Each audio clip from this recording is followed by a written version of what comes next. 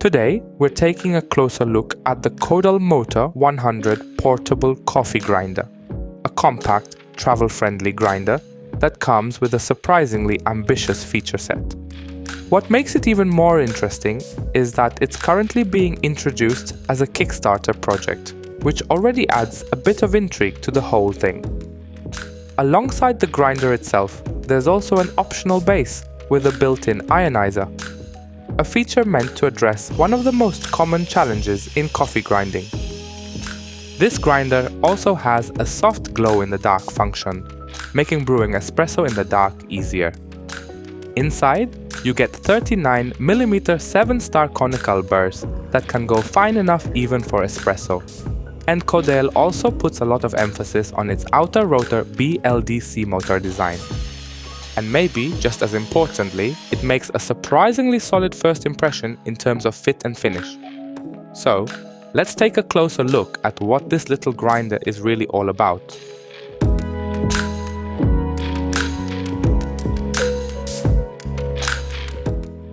If you're curious about the full unboxing experience, I've already posted a short on the channel, so you can check that out separately.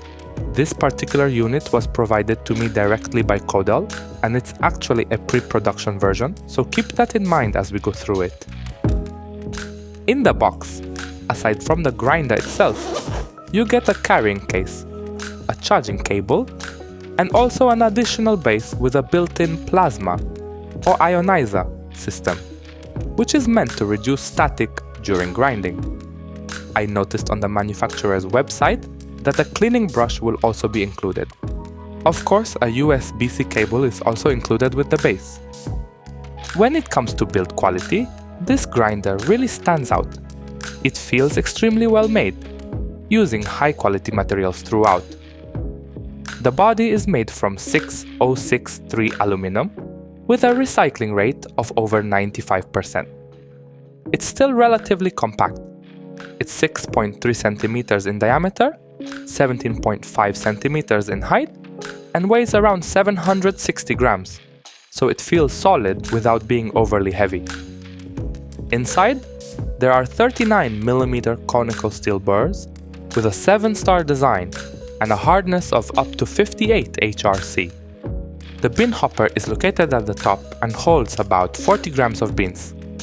It opens from the top, and the lid has a built-in LED light that can be activated by touch.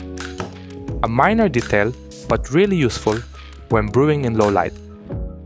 Right next to that, there's a pressure-sensitive button for starting and stopping the grinder. It also detects when grinding is finished and shuts itself off automatically. Something I personally miss in a lot of larger single-dose grinders, but here it's just standard. The bean inlet uses what Codale calls an A-shaped design, which helps reduce spillage and makes loading beans a bit cleaner. At the bottom, you get a metal dosing cup with a capacity of around 35 grams. It fits 58mm portafilters really nicely, and the rounded interior helps reduce leftover grounds when you're dosing. The bottom of this dosing cup has a rubber pad, which keeps the entire grinder stable on the countertop. Grind adjustment is stepped with 60 clicks. You can also calibrate the burrs from the bottom, although that's more of a fine adjustment. Personally, I've been sticking with the factory setting. One of the more interesting things here is the motor. Unlike most portable grinders, this one uses a brushless BLDC motor with a claimed 100 watts of power, which according to the specs should grind about 15 grams of coffee in around 28 seconds.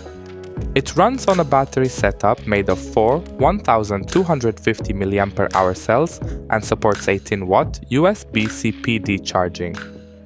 A single charge lasted me about a week of use, which is quite a good result. The charging port is located on the back, and the included USB-C cable is actually really nice. Braided and noticeably higher quality than what you usually get. And finally, something you don't see very often in this category. It's rated IP65, so it's resistant to dust and water splashes. The included carrying case allows you to safely transport the grinder. A USB-C cable can also be stored inside. There's also the optional base, which adds a whole extra layer to this setup.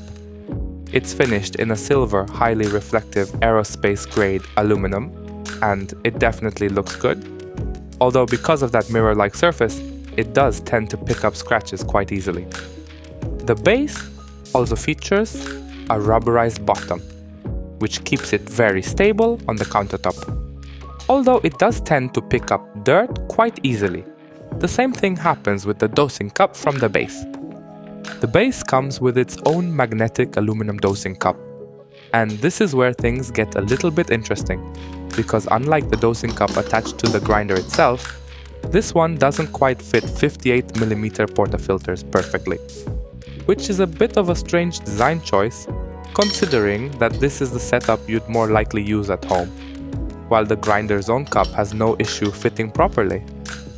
What I did notice though, is that the magnets used here are seriously strong, both in the base and in the dosing cup. Everything snaps into place very securely. The base can detect when grinding starts. As soon as that happens, it lights up and activates the plasma system. Powering it is very simple. There's a USB-C port underneath the top of the base, so you can easily connect it to a power bank, for example.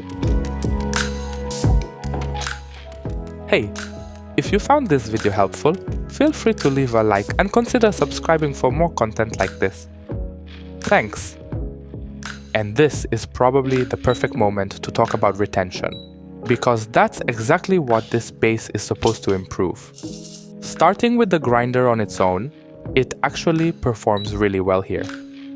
Retention is very low, usually somewhere between 0 and around 0.1 grams, which is honestly what you'd expect from a well-designed modern portable grinder.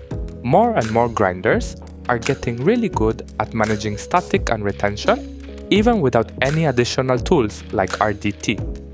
So in that sense, this works great, especially for travel.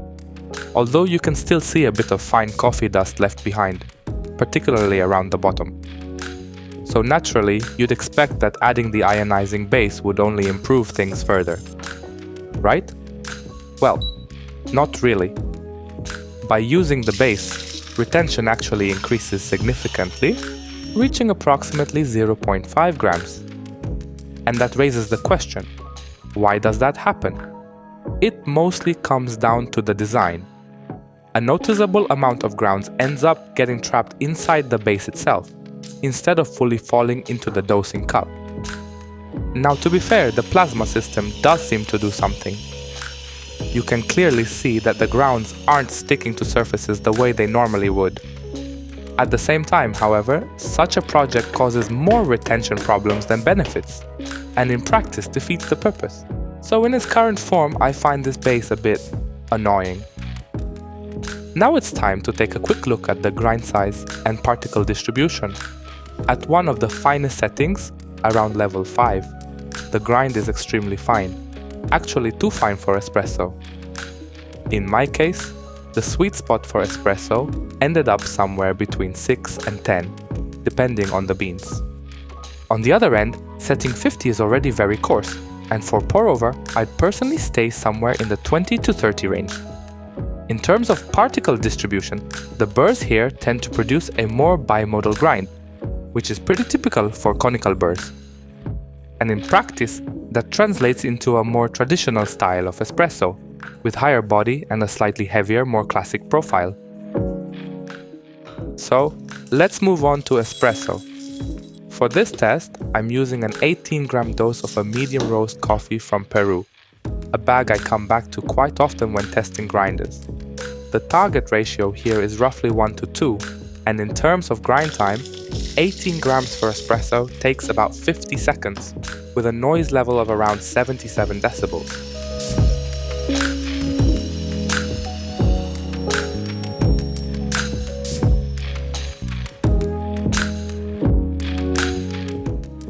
For puck prep, I'm using my standard routine, BLDC, followed by a distribution tool and a calibrated tamper.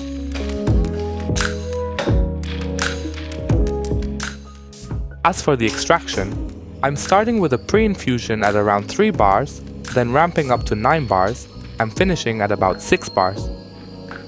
total shot time lands right around 33 seconds, so pretty much exactly where I want it to be.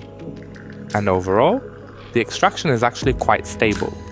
The grinder handles espresso grinding without any real issues, and dialing in was quite simple. In terms of the result in the cup, it's honestly pretty solid. No major complaints here.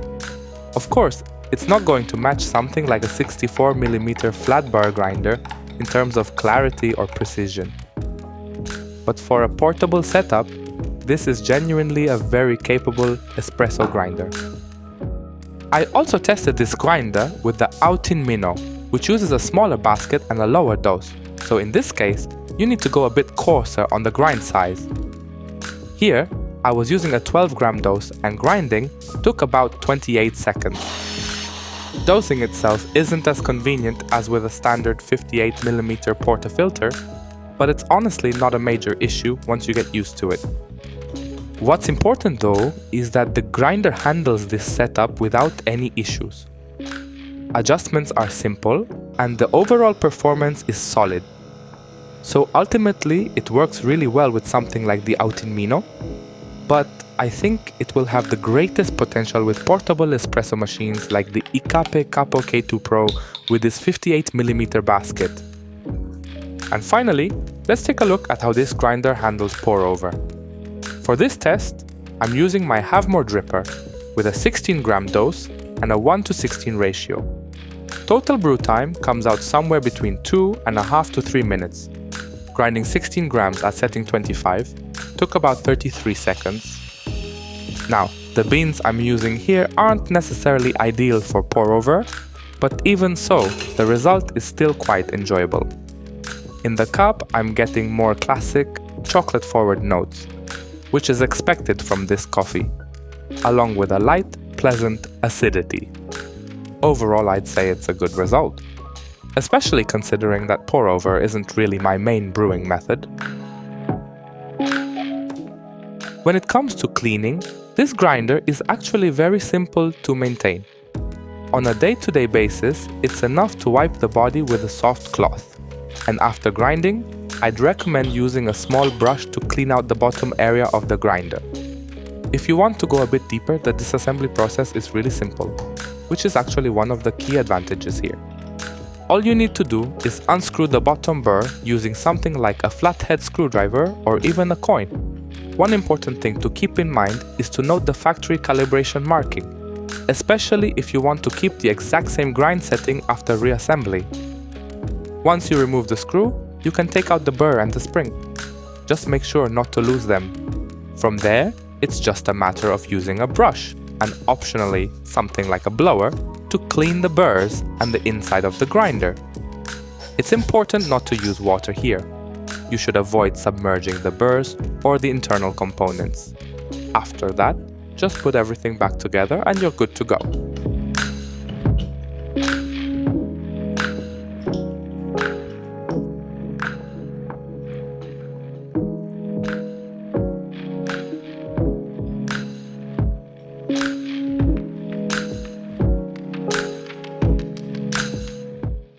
So, to sum it all up, the Codale Motor 100 portable coffee grinder is a really impressive piece of gear.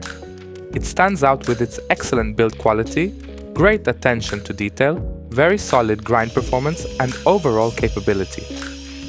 The brushless motor is a big highlight here, and combined with the 39mm burrs, it handles espresso really well, whether you're at home or traveling. It also comes with a very nice carrying case, and overall, it's a surprisingly functional and easy to use grinder. Even small details like the built-in LED light make a noticeable difference, especially when you're brewing on the go. At the moment, the grinder is still part of a Kickstarter project, but it should be available for purchase very soon. I'll leave an update in the comments once it officially launches. And I'm curious, what do you think about portable coffee grinders? And what are your thoughts on the Moto 100? Let me know in the comments below. Thanks for watching and see you in the next video.